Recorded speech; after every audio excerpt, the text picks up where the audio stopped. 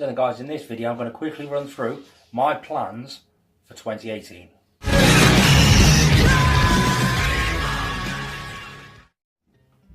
So then guys, the biggest plan, the biggest change for 2018 is going to be up here.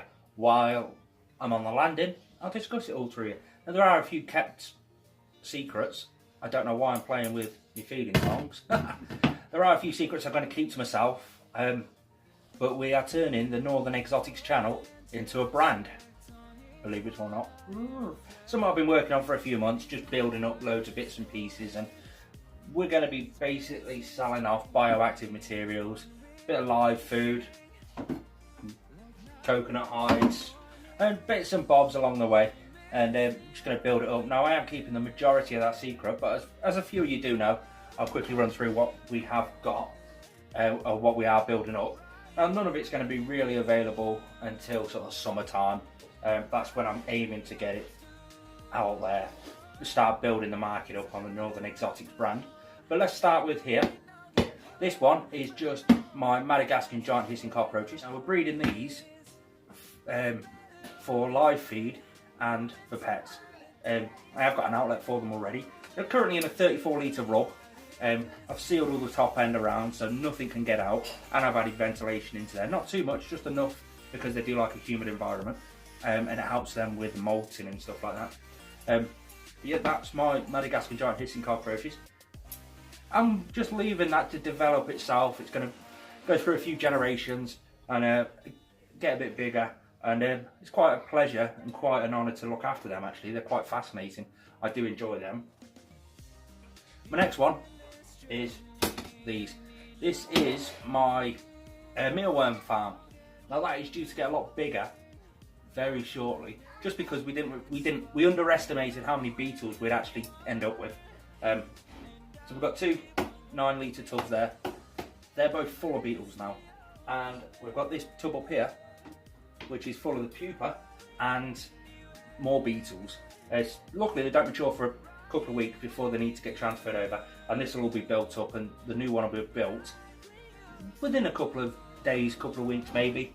But that is lucrative. We use that mainly for our feeders, but because it has got so big, they're going to get sold off as well. But we've already got an outlet for them as well, so they won't be for sale to the general public. They'll be going to a shop, and the shop will be selling them. I'll also be continue donating some to the local reptile rescue, which is something I'm quite proud of. I do that quite a lot. This is not how they come. This is me and my lad went to feed the ducks earlier, and we found an oak tree with a load of beautiful oak leaves. So I've got to prepare them for leaf litter. That'll be another one that'll be readily available within the summer months. I've got to let it degrade a bit, and I've got to sterilise it, freeze it, all that sort of jargon and whatever. But yep, there we go. I have got on the floor springtail cultures. This is only a little one, small one. They'll be coming in various sizes, but again, they're just building up at the minute. I have got a couple of tubs down here with a few more in. There's a couple in the cupboard above your heads, and I've got a couple of mother cultures for them. So they'll be going in eventually as well. I also use them for a lot of live feed for my strawberry dart frogs, so they're quite handy to come in. I've been doing them for years. Let's move on to this one. This is our dubia colony. This is the big one I'm looking into. We are expanding this massively because we found out the bearded dragon, he's never had them before, but he loves them. So they'll be going off, and they're dead expensive on trade out in the general market. So if I can produce them for virtually nothing, they'll cost virtually nothing. That's my aim, to get low cost, healthy dubia roaches for sale.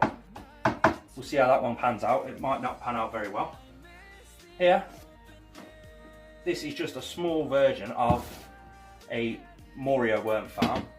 Now, we're only just getting into these ones now, so this is still very much in the testing stages, but we've got 100 at the minute, Morio worms separated, ready to pupate, with more going in a few weeks. Just so if we keep pupating them every few weeks until they start producing a vast amount of babies, then we'll never have any big die-offs or any quiet times or anything like that.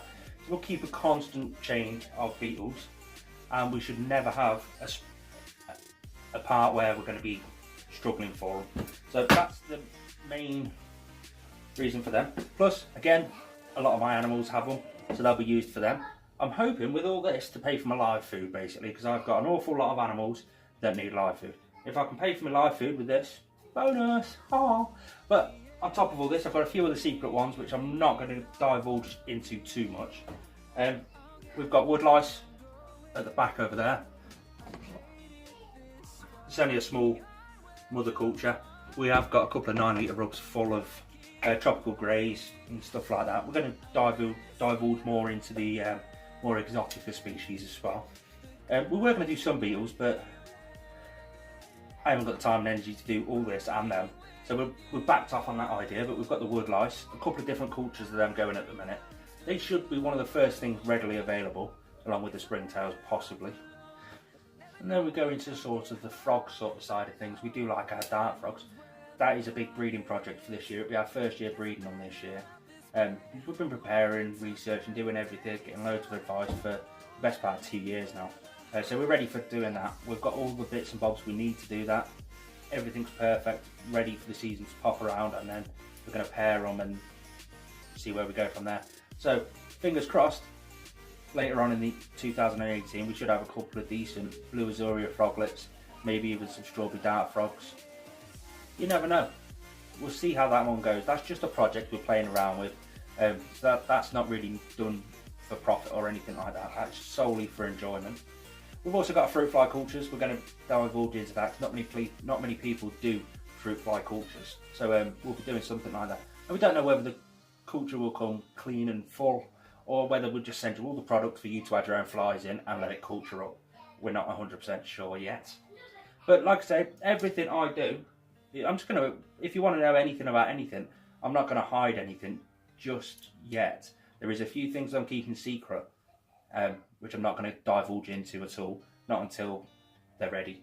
But if you want to know anything about any of this, I'm more than willing to tell you how to do it yourself. Because let's face it, my channel is based on saving money in the reptile hobby. So you want to know about mealworms, wood lice, hissers, dubias, anything like that. I'm still learning with dubias because I've not kept them for that long, to be fair. So I can't really go into depths with them. I'm still learning. But yeah, locusts. What should I use this white tub for? This is the tub that the new hissers came in off a lady down south. I'm thinking scorpion.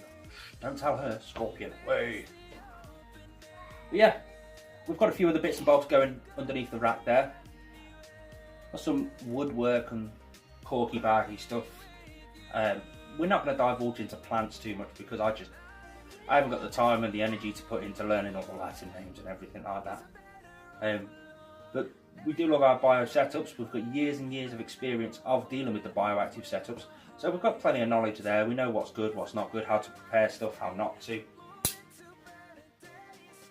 the next update then, I'll be building just here. We're moving all of little lad toys. Most of that over there. Most of that will be going upstairs. Up here, we're going to have a stack of 3 5-foot vivs. I'm going to build them myself. One of them is going to be for Diego. Bit of an upgrade for Diego. We might put in bioactive as well. One will be for the boa when that grows up a little bit. And the other one will be for a pickup. We're doing a Doncaster. Possibly a blue tongue skink, a teagle. I'm not too sure yet. We'll cross that bridge. It's one of them. We've been debating it for ages, but that's another one. And then onto the leopard geckos, these two. This one, Millie, she is going to be going bioactive. So the full bioactive setup, plans the lot for her, just to see how it goes. If it goes great, then we'll be putting the rest on it. Not this one. This is Mac, our male super snow breeder. We don't want any issues with any loose substrate getting in the hemipenes when he's mating. So that's going to stay on paper towels. And guys, that's the major updates for 2018. Obviously, knowing me, there's going to be a lot more going on, but they're the big plans I've got. I can't wait to get the boa into a bigger viv. She doesn't need it quite right now, but she does need to get off that horrible red light, which I'll be doing downstairs. The 3-foot viv that she's in now, the big viv, she'll be used for the royal python. In theory, we all know what royal pythons are like. I could put it in there and he could go on a food strike for a few months. So that's just a general gist. If the royal doesn't like it in there, means I get to get another animal. But yeah, if you have enjoyed it, hit the thumbs up, like, subscribe, hit the notification bell just so you know every time I do upload a video. In the description below there's a link to our new Facebook page. There's nothing going on there just yet. That's solely to build up a bit of a backdrop so that we've got some people to sell to when it comes around to it. But yeah, if you want to know more about any of this, come and see me over on the Facebook page or leave a comment in the description below. Thank you.